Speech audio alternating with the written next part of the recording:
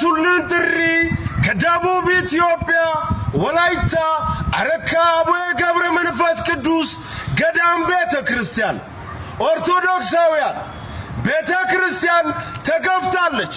ቤተ ክርስቲያን በደል ደርሶባታል።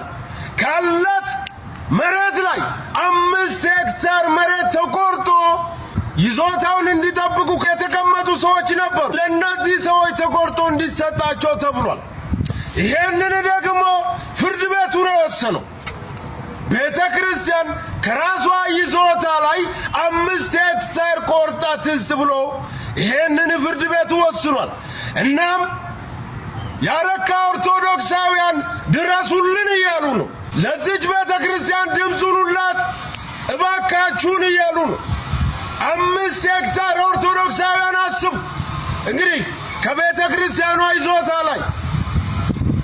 ስለዚህ ይሄን ቪዲዮ የምትመለከቱ ኦርቶዶክሳውያን ኮፒ ሊንክ፣ ሼር፣ ዲዩት፣ ሪፖስት በማድረግ ተባበሩን፣ አግዙን። ሌሎች ቲክቶከሮች፣ ዩቲዩበሮች ለዚች ቤተ ክርስቲያን ድምፁን ሁላት። አዎ ቤተ ክርስቲያን እየተከፋች ነው በደቡብ ኢትዮጵያ ወላይታ አረካ ላይ። ስለዚህ ሁላችሁም ድምፁን ሁላት እያልን እንማጸናለን። እናመሰግናለን።